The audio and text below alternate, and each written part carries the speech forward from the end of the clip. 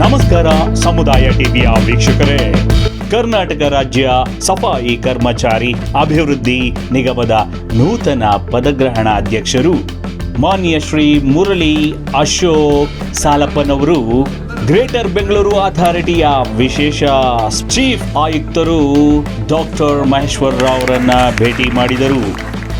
Doctor Mahesh Rao ಅವರು ಮುರಳಿ ಅಶೋಕ್ ಸಾಲಪ್ಪನವರಿಗೆ ಶುಭಾಶಯವನ್ನು ಕೋರಿದರು. ನಂತರ ಗ್ರೇಟರ್ ಬೆಂಗಳೂರು ಅಥಾರಿಟಿಯ ಕೇಂದ್ರ ಕಚೇರಿಯಲ್ಲಿ ಸಂವಿಧಾನ ಶಿಲ್ಪಿ ಬಾಬಾ ಸಾಹೇಬ್ ಅಂಬೇಡ್ಕರ್ ಅವರಿಗೆ, ತ್ಯಾಗಮಯಿ ಚೆನ್ನಮ್ಮನವರಿಗೆ, ಪೌರ ಕಾರ್ಮಿಕರ ಪಿತಾಮಹರು ಹಾಗೂ ಮುರಳಿ ಅಶೋಕ್ ಸಾಲಪ್ಪನವರ ತಂದೆಯವರು ಆಗಿರ್ತಕ್ಕಂಥ ಪೂಜ್ಯ IPD ಸಾಲಪ್ಪನವರ ಪ್ರತಿಮೆಗಳಿಗೆ ತಮ್ಮೆಲ್ಲರ ಸಂಗಡಿಗರು, ಸಮುದಾಯದ ಹಿರಿಯರು, ಪೌರ ಕಾರ್ಮಿಕ ಮುಖಂಡರು, ಸಹೋದರ ಸಹೋದರಿಯರೊಂದಿಗೆ ಮಾಲಾರ್ಪಣೆ ಅರ್ಪಿಸಿದರು. ತಮ್ಮ ಮುಂದಿನ ಆಡಳಿತಾವಧಿಯಲ್ಲಿ ಸಫಾಯಿ ಕರ್ಮಚಾರಿಗಳ ಸಮಗ್ರ ಅಭಿವೃದ್ಧಿಗೆ ದುಡಿಯುವುದಾಗಿ ತಿಳಿಸಿದರು. ಸಮುದಾಯ ಟಿವಿಯ ವಿಶೇಷ ಸುದ್ದಿ ವರದಿ ನಿಮಗಾಗಿ. ನೋಡಿ, ಕಾಮೆಂಟ್ ಮಾಡುವುದರ ಮುಖಾಂತರ ಪ್ರೋತ್ಸಾಹಿಸಿ.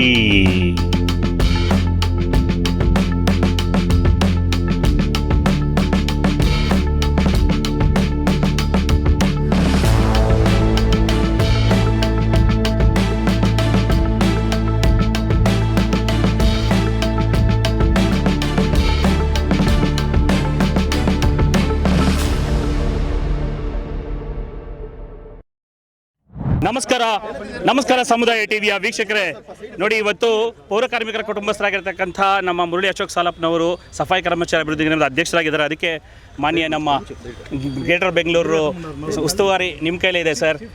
ನಿಮ್ಮ ಒಂದು ವಿಶೇಷವಾದಂಥ ಆಡಳಿತ ಈಗ ಭಾಳಷ್ಟು ಜನ ಎಕ್ಸ್ಪೆಕ್ಟ್ ಮಾಡ್ತಾ ಇದ್ದಾರೆ. IPD ಸಾಲಪ್ಪನವರು ಈಗಾಗಲೇ ರಾಷ್ಟ್ರೀಯ ಮಟ್ಟದಲ್ಲಿ ನಾಯಕರಾಗಿದ್ದು ಪೌರ ಕಾರ್ಮಿಕರ ಪಿತಾಮಹರಾಗಿ ಇಡೀ ದೇಶದಂತೆ ಹೆಸರು ತೊಗೊಂಡಿದ್ದಾರೆ. ಒಂದು ಶ್ರೀಸಾಮಾನ್ಯ ಕುಟುಂಬದಲ್ಲಿ ಹುಟ್ಟು ಬಡ ಪೌರ ಕಾರ್ಮಿಕರ ಹುಟ್ಟಿ ಜನರಲ್ ಕ್ಯಾಟಗರಿಯಲ್ಲಿ MLA ಆಗಿದಂಥ ಏಕೈಕ ವ್ಯಕ್ತಿ ಅಂತಲೇ ಹೇಳ್ಬೋದು. ಅಂಥ ಮಹಾನುಭಾವರ ವರದಿಯನ್ನು ಕೂಡ ಸರ್ಕಾರಗಳು ಇವತ್ತು ರೆಫರೆನ್ಸ್ ಆಗಿ ತೊಗೊಳ್ತಾರೆ. ಅಂದರೆ ಪೌರ ಕಾರ್ಮಿಕರ ಒಂದು ಸಮುದಾಯದಲ್ಲಿ ಹುಟ್ಟಿರೋದು ಭಾಳ ಹೆಮ್ಮೆ ಅನಿಸುತ್ತೆ. ನಮ್ಮ ಮಹೇಶ್ವರ ಸಾಹೇಬ್ರೆ ಸರ್, ನಿಮ್ಮ ಬಗ್ಗೆಯೂ ಕೂಡ ಭಾಳಷ್ಟು ನಾವು ಬಯಸ್ತಾ ಇದ್ದೀವಿ. ಮಾಧ್ಯಮದವ್ರು ಇರ್ಬೋದು, ನಮ್ಮ ಪೌರ ಕಾರ್ಮಿಕರು ಇರ್ಬೋದು, ನಮ್ಮ ಎಲ್ಲ ಬೆಂಗಳೂರು ಜನತೆ ಏನಿದ್ದಾರೆ ಈಗ ಗ್ರೇಟರ್ ಬೆಂಗಳೂರು ಭಾಳ ಎಕ್ಸ್ಪೆಕ್ಟ್ ಮಾಡ್ತಾ ಇದ್ದಾರೆ. ಮೊದಲನೇದಾಗಿ ತಮ್ಮ ಮಾತುಗಳಿಂದ ಮುರಳಿ ಅಶೋಕ್ ಸಾಲಪ್ಪನವರಿಗೆ ಒಂದು ಶುಭಾಶಯ ಕೋರಿ, ನಂತರ ಒಂದು ನಿಮ್ಮ ಆಡಳಿತದಲ್ಲಿ ಏನೇನು ಸುಧಾರಣೆಗಳಾಗ್ಬೋದು ಅನ್ನೋದನ್ನ ತಿಳಿಸ್ಕೊಡಿ ಸರ್. ಇಲ್ಲ, ಅಶೋಕ್ ಸಾಲಪ್ಪ ಅವರಿಗೆ ಈಗ ಬಂದಿದ್ದಾರೆ. ಅವತ್ತು ಸಫಾಯಿ ಕರ್ಮಚಾರಿದು ಚೇರ್ಮನ್ ಆಗಿಬಿಟ್ಟಿದ್ದಾರೆ ಇದು ಕಾರ್ಪೊರೇಷನ್ದು. ಸೊ ಅವರು ಭಾಳಷ್ಟು ಸಫಾಯಿ ಕರ್ಮಚಾರಿ ಬಗ್ಗೆ ಕಾಳಜಿ ವಹಿಸಿ ಒಂದು 2-3 ಮಹಾನ ಕಾರ್ಯಕ್ರಮ ಈಗಾಗಲೇ ತಗೊಳ್ಳಿಕ್ಕೆ ಪ್ರಯತ್ನ ಮಾಡಿದ್ದಾರೆ, including insurance for the DPS ಪೌರ ಕಾರ್ಮಿಕಗಳು. ಅದಕ್ಕೆ ಅವರ ಜೊತೆಗೆ ನಾವು ಏನೆಲ್ಲ ಸಹಕಾರ ಮಾಡಬೇಕು, ಖಂಡಿತ ನಮ್ಮ ಪೌರ ಕಾರ್ಮಿಕರಿಗೆ ಏನು ಕೋಆಪ್ರೇಷನ್ ಮಾಡಬೇಕು, ಅವ್ರದ್ದು ಏನು ಕೆಲಸ ಮಾಡಬೇಕು, ಅವರಿಗೆ ಏನು ಅಭಿವೃದ್ಧಿ ಕೆಲಸ ಮಾಡಲಿಕ್ಕೆ ಅವಕಾಶ ಇದೆ, ಖಂಡಿತ ಅವ್ರ ಜೊತೆ ಕೆಲಸ ಮಾಡಿ, ಜೊತೆಗೂಡಿಸಿ ನಾವು ಕೆಲಸ ಮಾಡ್ತೀವಿ ಅಂತ ಹೇಳಿ. ಸರ್, ಇದು ಸಂದರ್ಭ ಇದೆಯಲ್ವೋ ಗೊತ್ತಿಲ್ಲ, ಆದರೂ ಕೂಡ ತಮ್ಮ ಕಡೆಯಿಂದ ಒಂದೇ ಒಂದು ಮಾಹಿತಿ ಏನು ಅಂತಂದರೆ, ಈಗ ಪೌರ ಕಾರ್ಮಿಕರಿಗಿಂದ ಹಿಡಿದು ಸಫಾಯಿ ಕರ್ಮಚಾರಿಗಳಿಗಿಂದ ಭಾಳಷ್ಟು ಸಮಸ್ಯೆಗಳಿದ್ದಾವೆ. ತಮ್ಮ ಆಡಳಿತ ವ್ಯವಸ್ಥೆಯಲ್ಲಿ ಏನೇನು ಅವ್ರಿಗೆ ಅನುಕೂಲ ರೀತಿಯಾದಂಥ ಸುಧಾರಣೆ ತರಲಿಕ್ಕೆ ತಾವು ಪ್ರಯತ್ನ ಪಡ್ತೀವಿ. ಚರ್ಚೆ ಮಾಡಿಬಿಡ್ನಾ, ಯಾಕಂದರೆ ಸಾಕಷ್ಟು ಸಾರಿ ಇವರಿಗೆ ಜೊತೆಗೆ ಚರ್ಚೆ ಮಾಡಿದೆ. ಮೊದಲನೇದಾಗಿ ನಾವು ಈ ಪೌರ ಕಾರ್ಮಿಕದ ಏನು ರೆಗ್ಯುಲರೈಸೇಷನ್ ಮಾಡ್ತಾಯಿದ್ದೇವೆ ಅದರ ಬಗ್ಗೆ ಫಾಲೋಅಪ್ ಮಾಡ್ತೀವಿ. ಮತ್ತು ಒಂದೊಂದಾಗಿ ಹಂತವಾಗಿ ಏನೆಲ್ಲ ಬಾಕಿ ಏನೆಲ್ಲ ಕೆಲಸ ಮಾಡ್ಬೋದು, ಖಂಡಿತ ನಾವು ಅವ್ರ ಜೊತೆಗೆ ಕೂಡಿಸಿ ಡಿಸ್ಕಷನ್ ಮಾಡ್ತೀವಿ. ಈ ಒಂದು ಕಾರ್ಯಕ್ರಮ ಮಾಡಬೇಕು ಅಂತಕ್ಕಂಥದ್ದು ಸಾಲಪ್ಪನವರ ಎಲ್ಲ ಅಭಿಮಾನಿಗಳ ಅಭಿಲಾಷೆ ಆಗಿತ್ತು. ಅವರು ಕೇಳ್ತಾನೆ ಇದ್ದರು, ನೀವು ಕಾರ್ಪೊರೇಷನ್ಗೊಮ್ಮೆ ಬರಬೇಕು, ಪ್ರತಿಮೆಗಳಿಗೆ ಮಾಲಾರ್ಪಣೆಗಳನ್ನು ಮಾಡಬೇಕು, ನಮ್ಮೆಲ್ಲರನ್ನು ಕೂಡ ಭೇಟಿ ಮಾಡಿ ಹೋಗಬೇಕು ಅಂಥೇಳಿ ಎಲ್ಲರೂ ನನ್ನನ್ನು ರಿಕ್ವೆಸ್ಟ್ ಮಾಡ್ತಾರೆ. ನಾನು ಸಹ ಅಧ್ಯಕ್ಷನಾದ ಮೇಲೆ ನನ್ನ ಕಚೇರಿ ಮತ್ತು ಸಫಾಯಿ ಕರ್ಮಚಾರಿಗಳ ಸಮಸ್ಯೆಗಳ ಬಗ್ಗೆ ಗಮನ ಕೊಟ್ಟು ಸಭೆಗಳನ್ನು ಮಾಡ್ತಾಯಿದ್ದೆ. ಈ ದಿನ ಸುದಿನ ಅಂತ ಭಾವಿಸಿ ನಾನು ಈ ಸ್ಥಳಕ್ಕೆ ಬಂದು ಈ ಮಹನೀಯರ ಆಶೀರ್ವಾದ ನಿಮ್ಮೊಟ್ಟಿಗೆ ನಾನು ಪಡೆದಿದ್ದೇನೆ.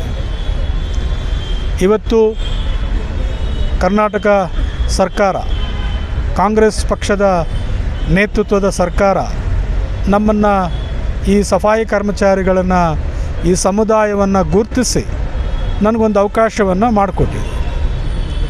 ಈ ಸಮಾಜಕ್ಕೆ ಏನು ಬದಲಾವಣೆ ತರಬೇಕು, ಏನು ಉಪಯೋಗ ಆಗ್ತಕ್ಕಂಥ ಯೋಜನೆಗಳನ್ನು ರೂಪಿಸಬೇಕು ಅಂತಕ್ಕಂಥದ್ರ ಬಗ್ಗೆ ನನಗೊಂದು ಅವಕಾಶ ಕೊಟ್ಟಿದ್ದಾರೆ.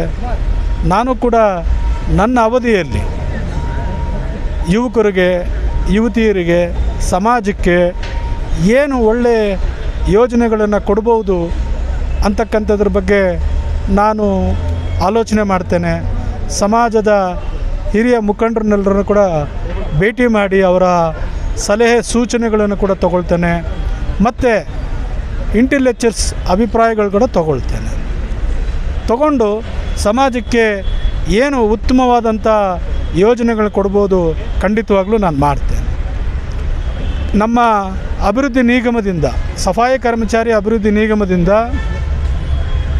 ಕರ್ನಾಟಕದಲ್ಲಿ ಇರ್ತಕ್ಕಂಥ ನೇರ ವೇತನ ಪೌರ ಕಾರ್ಮಿಕರು, ಇನ್ನೂ ಕಾಯಂ ಆಗದೇ ಇರ್ತಕ್ಕಂಥವ್ರಿಗೆ ಆರೋಗ್ಯದ ಬಗ್ಗೆ ಬಹಳ ಕಾಳಜಿ ಇತ್ತು.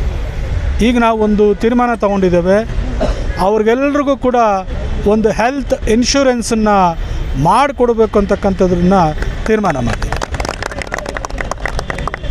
ಸರಿಸುಮಾರು ಒಂದು 5,000 ಜನನ ನಾವೀಗಾಗಲೇ ರಾಜ್ಯದಲ್ಲಿ ಗುರುತಕ್ಕಂಥ ಕೆಲಸಗಳನ್ನು ಮಾಡಿದ್ದಾರೆ. ನಾನು ಈಗಲೂ ಕೂಡ ಮುಖ್ಯ ಆಯುಕ್ತರು ಮಹೇಶ್ವರ ಅವರವ್ರ ಗಮನಕ್ಕೂ ತಂದಿದ್ದೇನೆ. ನೋಡಿ, ನೀವು 55 ವರ್ಷ ಮೇಲ್ಪಟ್ಟಿರ್ತಕ್ಕಂಥವ್ರಿಗೆ ಯಾವುದೇ ಆದಂಥ ಸೌಲಭ್ಯ ಸರಿಯಾಗಿಲ್ಲ. ನಾವೀಗ ನಮ್ಮ ಅಭಿವೃದ್ಧಿ ನಿಗಮದಿಂದ ಅವ್ರಿಗೆ ಒಂದು ಹೆಲ್ತ್ ಇನ್ಶೂರೆನ್ಸನ್ನು ಮಾಡಿಕೊಡ್ತಕ್ಕಂಥದ್ದಕ್ಕೆ ಒಂದು ಆಲೋಚನೆ ಮಾಡಿದ್ದೇವೆ.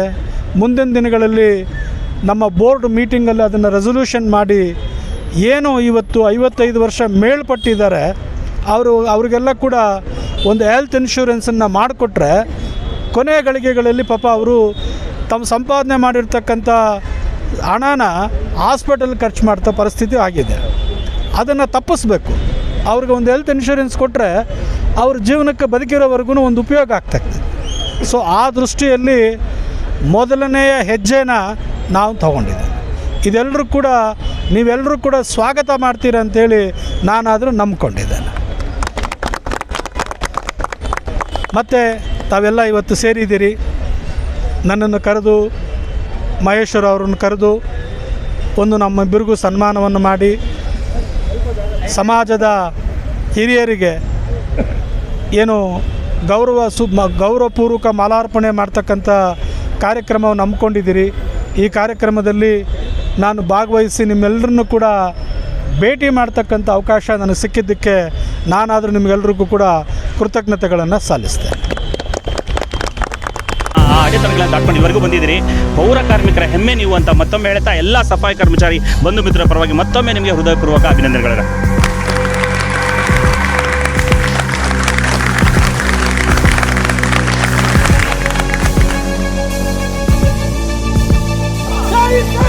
ಜೈ